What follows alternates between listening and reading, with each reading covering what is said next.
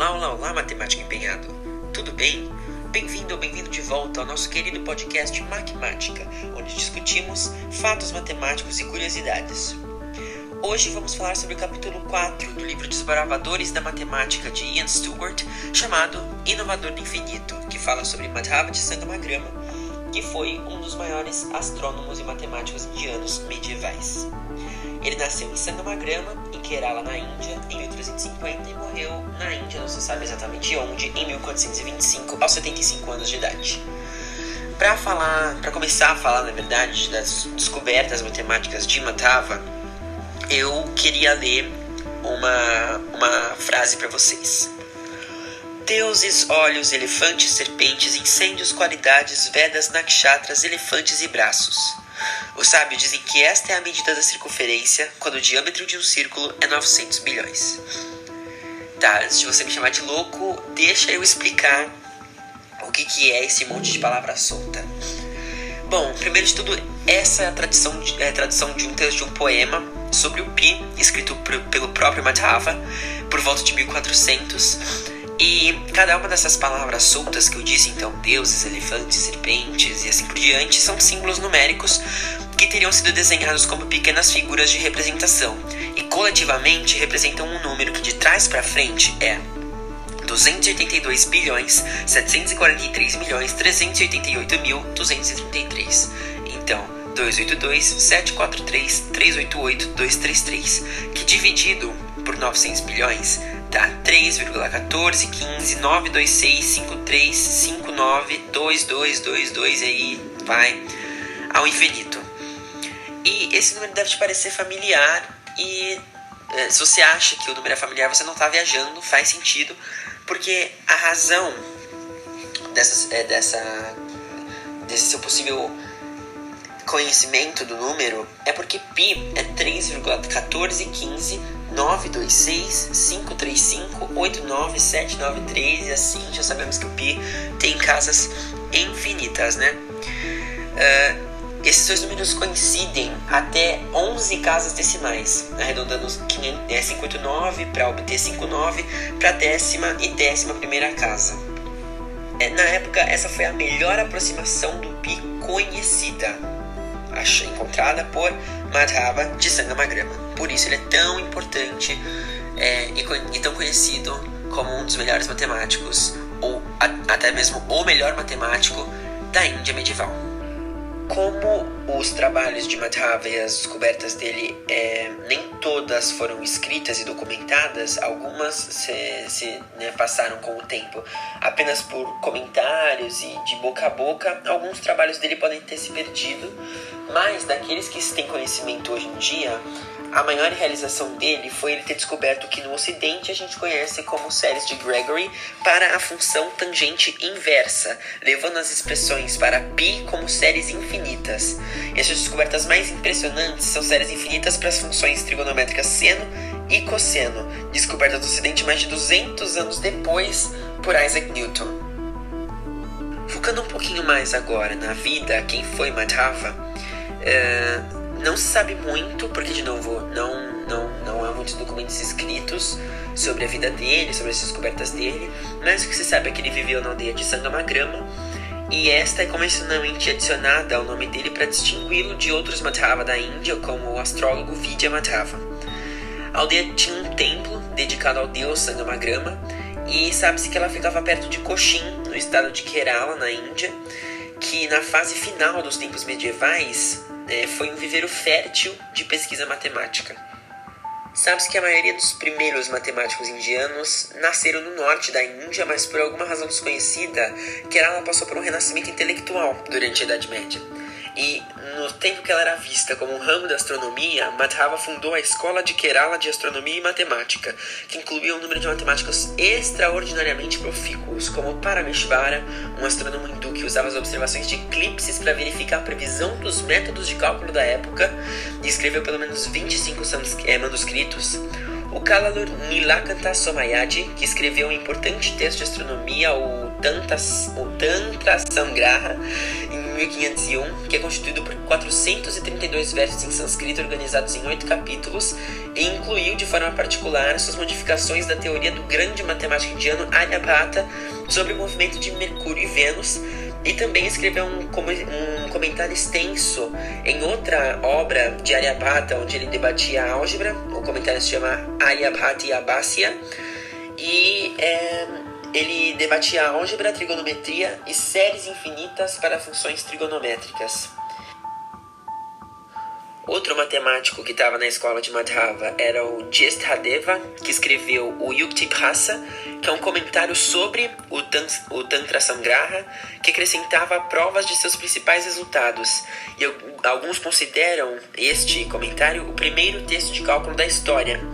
E também tinha o Meopathur Narayana Bhattacharya, que era um linguista e matemático, que estendeu o sistema axiomático de quase 4.000 regras para a gramática sânscrita no documento que se chama Prkya Sarvawon. Nomes difíceis. E esse escrito dele é celebrado pelo Narayanaya, que é um canto de louvor a Krishna, o deus indiano, que é ainda adotado nos dias atuais. Ou seja, tá aí mais uma prova da importância dos matemáticos que estavam na escola fundada por Madhava. Agora passo com muito prazer a palavra à nossa querida amiga Ive Joelle Ortiz, que vai falar um pouco sobre a trigonometria no contexto Madhava. É com você, Ive. Vamos lá, né? Porque ainda tem muita coisa pela frente. Mas enfim. A trigonometria, ou o uso de triângulos para medição, remonta aos antigos gregos, especialmente Hiparco, Menelau e Ptolomeu. E há dois tipos principais de aplicação, sendo elas a topografia e a astronomia. Mas o ponto essencial é que as distâncias são muitas vezes difíceis de medir diretamente, como no caso dos corpos astronômicos, né? Seria algo impossível. Mas ângulos podem ser medidos sempre que haja uma linha de visão clara. E a trigonometria possibilita deduzir os comprimentos dos lados de um triângulo a partir de seus ângulos, mas desde que tenha um comprimento. Já em topografia, uma linha de base acessível cuidadosamente medida e uma porção de ângulos produzem um mapa preciso. E o mesmo vale para a astronomia com táticas diferentes. Como, por exemplo, seja AB um arco de círculo raio 1 e o centro O, a corda do ângulo AOB é o comprimento AB. O seno de o ângulo AOC é o comprimento AC. O cosseno de O é o comprimento de OC e a tangente ACOC. E não podemos esquecer que Hiparco produziu a primeira tabela de cordas em 140 a.C. e usou-a tanto para trigonometria no plano quanto na esférica. Já a esférica trata-se de triângulos formados por arcos de círculos máximos numa esfera, e é essencial para a astronomia, pois estrelas e planetas parecem estar pousadas na esfera celeste. Ou seja, é tipo uma esfera imaginária no centro da Terra. Já no século II, Ptolomeu incluiu tabelas de cordas no seu Almagesto, e seus resultados foram largamente usados durante os 1200 anos seguintes. Porém, na Índia Antiga, optaram por não usar cordas, mas sim as funções trigonométricas seno, cosseno, a qual usamos hoje. A tradição indiana foi continuada por Varahamihira, Brahmagupta e Bhaskaracharia, cujos trabalhos incluíram proveitosas aproximações da função seno e algumas formas básicas, tais como a de Varahamihira. Teorema de Pitágoras sendo seno ao quadrado mais cosseno ao quadrado igual a 1.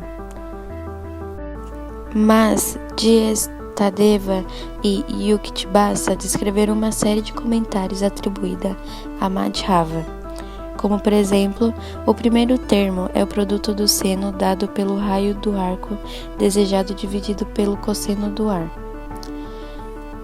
E os termos sucessivos são obtidos por um processo de iteração quando o primeiro termo multiplicado repetidamente pelo quadrado do seno é dividido pelo quadrado do cosseno.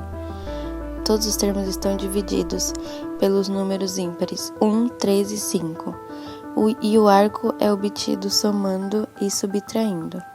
Sendo assim, respectivamente, os termos de posição ímpar e os termos de posição par. Já Joseph Indaga ressaltava que exploradores europeus como Vasco da Gama conheciam bem Kerala, por ser um ponto de parada útil para os navios que cruzavam o Mar Arábico a caminho da China e de outros locais no Extremo Oriente. E seu papel como centro de comércio remonta aos tempos babilônicos, e seu isolamento geográfico, exprimido entre os Ghats ocidentais e o Mar Arábico, a protegia da turbulenta política do resto da Índia medieval e acrescentava uma vantagem para os viajantes estrangeiros.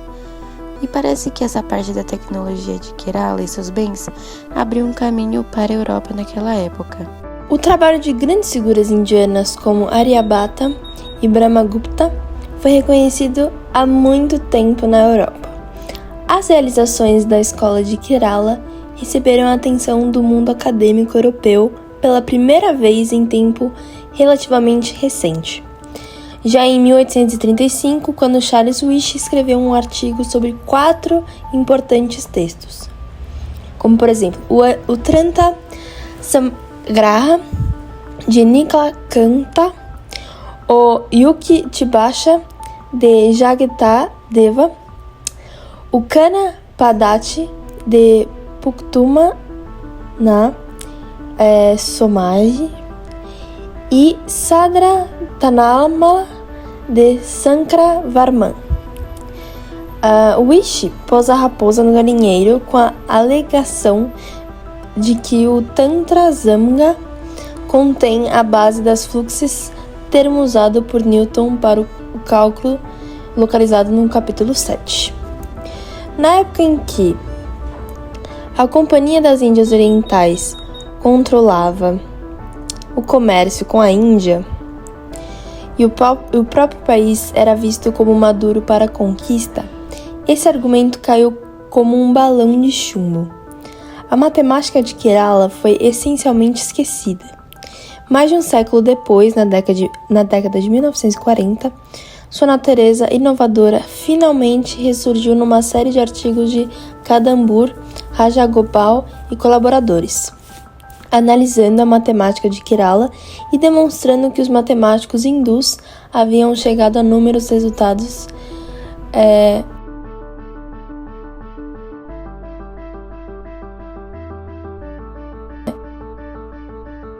muito antes dos europeus, a quem realmente tinham contribuído.